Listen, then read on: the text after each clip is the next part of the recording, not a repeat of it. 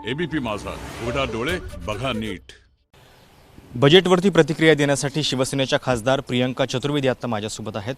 Madam, corona काल के बाद ये पहला बजट था, क्या आपकी पहली प्रतिक्रिया है इस बजट के ऊपर? मैंने सवेरे एक ट्वीट किया था कि ये बजट का इकोनॉमी का हलवा बनेगा या जलवा होगा।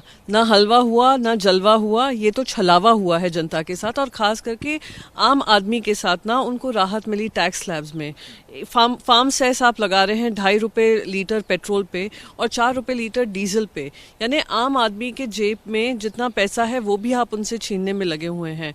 आपने ना डिफेंस बजट की बात की, जहां जब हम देख रहे हैं चाइना की तरफ से किस तरीके का प्रहार बार बार होता जा रहा है, ना आपने महिलाओं के लिए आपने कोई बजट में प्रावधान रखा, ना आपने बच्चों के लिए, इतने सारे बच्चे कोविड के समय पर अपनी एजुकेशन से वंचित थे, आपने उसके बारे में बात नहीं की। आपने 35,000 करोड़ बजट बताया है कोविड के लिए, पर आपने ये नहीं बताया कि क्या वो वैक्सीन फ्री होंगी। आपने इंफ्रास्ट्रक्चर का बहुत बड़ा खर्चा दिखाया, पर इंफ्रास्ट्रक्चर कहाँ कहाँ हो रहा है? इंफ्रास्ट्रक्चर होगा वेस्ट बंगाल में, इंफ्रास्ट्रक्चर होगा असम, यहाँ पे चुनाव होने बिल्कुल वहाँ पे। और महाराष्ट्र को खास लेकर मैं एक बात कहूंगी कि गिफ्ट सिटी जो गुजरात में आ रही है, सबसे पहले आपने उधर IFSC ट्रांसफर कर दिया, आपने tax breaks, tax holidays, tax incentives, fintech hub, जो भी वहाँ पे कंपनी सेट करना चाहता है, फॉरेन बैंक सेट करना चाहता है, उन सब के लिए आपने अनाउंसमेंट किया। क्या बाकी शहरों को ये नहीं मिलना चाहिए? आज फाइनेंशियल कैपिटल इस देश का मुंबई है, आपने उसके बारे में कुछ ना कहकर। महाराष्ट्र का मुंबई का कोई रिफ्लेक्शन आपको नहीं दिख रहा है इस बजट? कहाँ दिखा है? आपने कहीं भी एक बार बजट में महाराष्ट्र का नाम सुना? किसी भी चीज में महाराष्ट्र का नाम सुना? पर सबसे महत्वपूर्ण यहाँ पे मैं राज्यों को लेकर नहीं कहना चाहती हूँ, मैं ये दिखाना चाहती हूँ कि या तो आपने इलेक्शन रिलेटेड मैनिफेस्टो दिया है, जैसे फ्री वैक्सीन का प्रॉमिस कर दिया था बिहार में, वैसे ही आपने ये कर दिया है।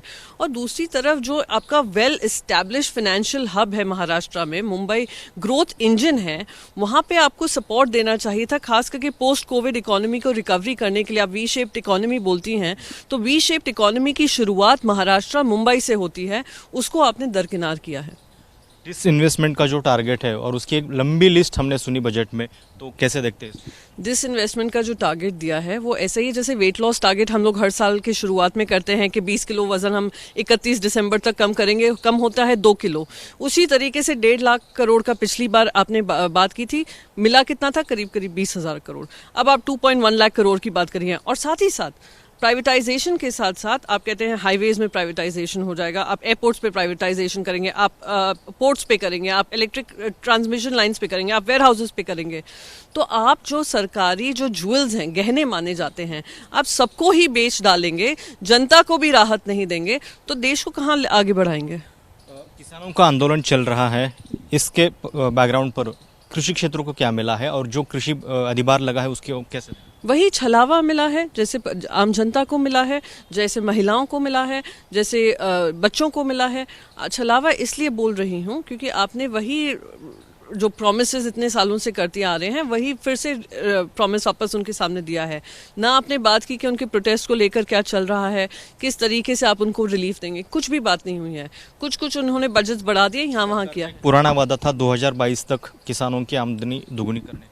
दुगनी तो छोड़िए, यहाँ पे जो उनके पास पैसा था वो भी उनके जेब से खींचा जा रहा है, जो उनके पास फैसिलिटीज थी, राहत का रास्ता था, माध्यम थे, वो भी आप उनसे खींच रहे हैं। सब कुछ प्राइवेटाइजेशन के आड़ में आप लोग कुछ लोगों को प्रो रिच जो बजट कहा जाता है, प्रो रिच का काम कर रहे हैं, एंटी पुअर का काम हुआ है। आखिरी सवाल, 10 में से कितने मार्क देंगे इस बजट? मैं 10 में से मैं मार्क्स अभी देने लायक नहीं हैं, क्योंकि ये जो बजट है, मैं कहूँगी कि अगर कॉर्पोरेट से अभी आज पूछेंगे और आपको सेंसेक्स दिख ही रहा है, 10 on 10 देंगे, पर आप किसी भी आम जनता से पूछेंगे जिनके जेबों में प्रहार हुआ है, वो खुद ही आपको नेगेटिव रँकिंग्स देंगे कि किस तरीके का बजट आया है। तर या होत्या शिवसेना खासदार प्रियंका चतुर्वेदी आणि विशेषतः मुंबई आणि महाराष्ट्राच्या बाबतीत जो अन्याय झालेला आहे त्या संदर्भातलं सविस्तर विश्लेषण त्यांनी एबीपी माझाशी बोलताना केलेलं आहे। कॅमेरामॅन वेद पांडेसह प्रशांत कदम, एबीपी माझा, नवी दिल्ली। एबीपी माझा, उघडा डोळे बघा नीट।